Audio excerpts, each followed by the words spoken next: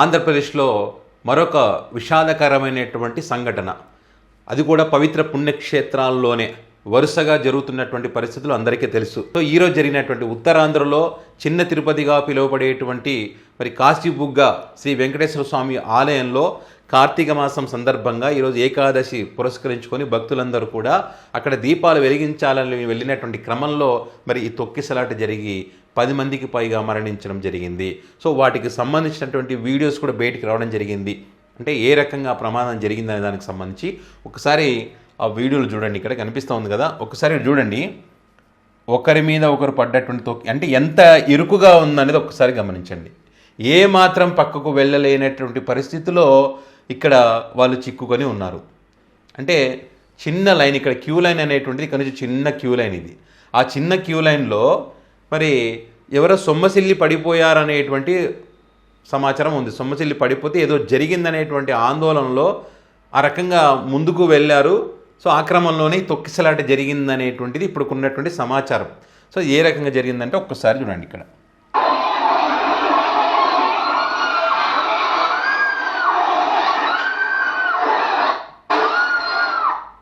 ఇక ఒకరి మీద ఒకరు పడ్డటువంటి పరిస్థితి. అక్కడ భగవన్నామస్మరణతో మారుమ్రోగాల్సినటువంటి ఆ ఆలయం ఆర్ధనాదాలతో కాపాడండి కాపాడండి అని చెప్పి మరి ఆ రకమైనటువంటి అరుపులు. ఏం పాపం చేశారో వీళ్ళు చెప్పండి. ఏర్పాట్లు చేయకపోవడం వీళ్ళు తప్పిదం కదా. దీనికి సంబంధించి మంత్రులు ఏమంటున్నారు అన్నది కూడా చెప్తా. ఆశ్చర్యం అనిపిస్తుంది నాకైతే. ఒకసారి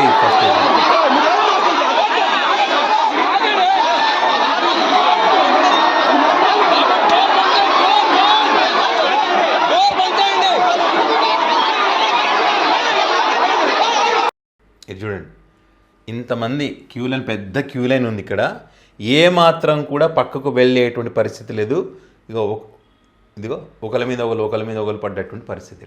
పక్కకు పోయే ఛాన్సే లేదంటే ఎంత ఇరుకుగా ఉందో ఒకసారి ఆలోచన చేయండి. అంత ఇరుకు అనేటువంటి పరిస్థితి కారణంగా ఈ ప్రమాదం చోటు చేసుకుంది.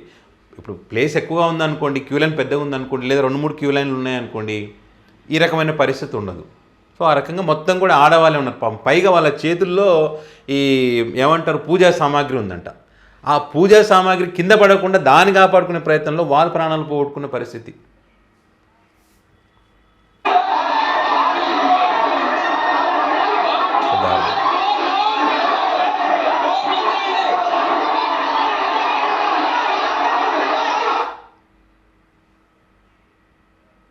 ఇదిగో ఇటు చూడండి, ఇక్కడ ఇరుక్కుపోయినారు పాపం.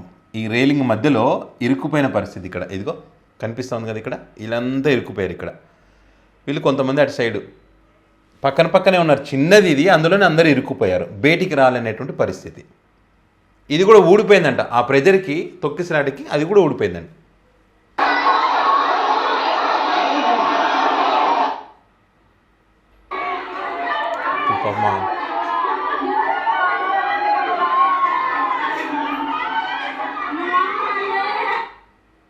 పాప ముసలామె కాపాడుకునే ప్రయత్నం చేస్తుంది. ఏమైనా రుద్దితే బతుకుతారేమో అని చెప్పి ప్రయత్నం. పాపం ఏం చేస్తారు?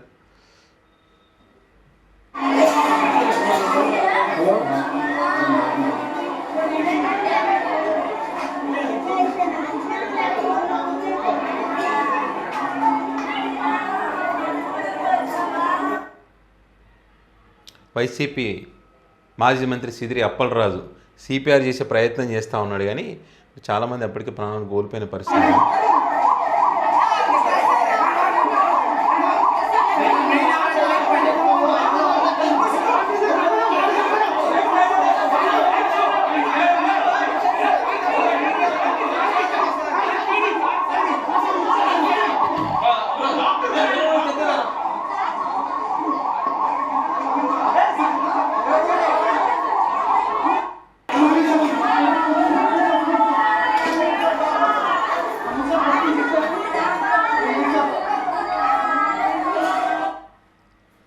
డాక్టర్లు కానీ ఎవరు కానీ అంబులెన్స్లు కానీ ఏవి కూడా లేవు. ఒకవేళ ముందస్తుగా అవన్నీ ఏర్పాటు చేసి ఉంటే కనుక ఈ సంఖ్య తగ్గేది, కానీ ఏమీ లేవు. యాక్చువల్గా అయితే ముందే ఏర్పాట్లు చేసుకోవాలి, కానీ ఏమి లేవు. ఇప్పుడు ఈ ఎపిసోడ్కి సంబంధించి, ఈ ఇన్సిడెంట్కి సంబంధించి మంత్రులు ఏం చెప్తారు? దేవాదాయ శాఖ మంత్రి, అదేవిధంగా వ్యవసాయ శాఖ మంత్రి అచ్చెన్నాయుడు గారు వాళ్ళ అనుకూల మీడియాలో చెప్తున్నది ఏంటంటే, ఈ ప్రమాదానికి సంబంధించి మా తప్పిదం ఏమీ లేదు ఇందులో. ఎందుకంటే ఇది ఎండోమెంట్ పరిధిలో లేదంట. ఎవరు? దేవాదాయ శాఖ మంత్రి చెప్తాడు. మంత్రి అచ్చెన్నాయుడు ఏం చెప్తాడు? ఈ గుడి ఉన్నట్టుగా మాకు తెలియదు అంటాడు. మీరు నమ్ముతారా చెప్పండి? ఒక వేరే రాష్ట్రానికి చెందినటువంటి ఒక వ్యక్తి ఇక్కడ 12 ఎకరాల్లో 10 కోట్లకు పైగా ఖర్చు పెట్టి ఒక ఆలయాన్ని నిర్మిస్తూ ఉంటే, అది కూడా పవిత్ర పుణ్యక్షేత్రమైనటువంటి తిరుమల తిరుపతి దేవస్థానానికి, అంటే అక్కడికి వెళ్ళకుండగా అక్కడ భక్తులు దర్శనం చేసుకోలేని వాళ్ళు ఇక్కడే దర్శనం చేసుకునే విధంగా ఏర్పాటు చేసినటువంటి నిర్మించినటువంటి ఆలయం. మరి ప్రతి శనివారం 2,000 మంది భక్తులకు అక్కడికి వస్తారంట. మళ్ళీ ఈరోజు వాళ్ళు చెప్తున్నది ఏంటి? ఒక 5-6 వేల మంది భక్తులు వస్తారనుకున్నారు కానీ 30,000కు పైగా భక్తులు వచ్చారని చెప్తా ఉన్నారు. సో ఇంతమంది భక్తులు వస్తున్న సంగతి వాళ్ళకి తెలియదు, మాకు తెలియదు, ఊహించలేదు అనేటువంటి విషయాన్ని వాళ్ళు చెప్తా ఉన్నారు. ఇక్కడ విచిత్రం ఏంటంటే, అంత పెద్ద ఆలయ నిర్మాణానికి సంబంధించి వీళ్ళ అనుమతి లేకుండా జరగదొకటి, ఇక్కడ ఇంతమంది భక్తులు వస్తున్నారన్నప్పుడు ఇంటెలిజెన్స్ వ్యవస్థ అనేటువంటిది ఏం చేస్తుంది? వేరే పార్టీలకు సంబంధించి ఒక 100 మంది గుమిగూడారనుకోండి, ఈ పార్టీకి సంబంధించిన వాళ్ళు పలానా నాయకుడు పలానా లీడర్ ఇంతమంది ఇక్కడ గుమిగూడారనే రిపోర్ట్ అక్కడికి వెళ్తుంది కదా ఇంటెలిజెన్స్ వ్యవస్థ ద్వారా. పైగా ఈ కార్తీక మాసంలో ఆలయాలన్నీ కూడా కిటకిటలు ఆడుతూ ఉంటాయి. సో ఈ క్రమంలో తీసుకోవాల్సినటువంటి జాగ్రత్తలు ఏంటి అనేది వీళ్ళు ఆలోచన చేయరా? గతంలో జరిగినటువంటి ప్రమాదాలు గుర్తుకులేవా? వీళ్ళు దాన్ని కూడా ఏమంటున్నారు ఇప్పుడు? వాస్తవమే, ఎండోమెంట్ పరిధిలో ఉన్నటువంటి వారికి సంబంధించి మేము ఒక కమిటీ కూడా వేశాము. తిరుమలలో జరిగినటువంటి ఇష్యూ కానీ సింహాద్రి ఆలయంలో జరిగినటువంటి వాటిని దృష్టిలో పెట్టుకొని అని చెప్తా ఉన్నారు. మీ పరిధిలో ఉన్నటువంటి వాటికి మీరు గతంలో ఏ రకంగా చేశారో మనం చూసాం. చేతులు కాలిన తర్వాత ఆకులు పట్టుకున్నారు. సో ఇప్పుడు ఇది ఏమంటారంటే, మా పరిధిలో లేదు కాబట్టి మాకు సంబంధం లేదని తప్పించుకుంటున్నారు.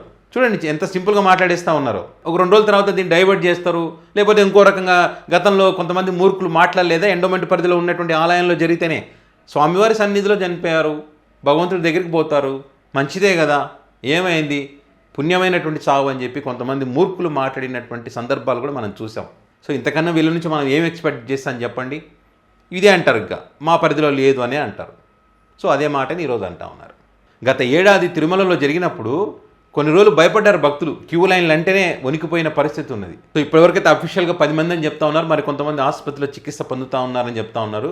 మరి భగవంతుడి దయ వల్ల వాళ్ళందరూ కోలుకోవాలని చెప్పి మనం కోరుకుందాం. సో మరి ఈ ఇన్సిడెంట్ సంబంధించి మరిన్ని వివరాలు మరొక వీడియోలో మీకు చెప్పే ప్రయత్నం చేస్తాను.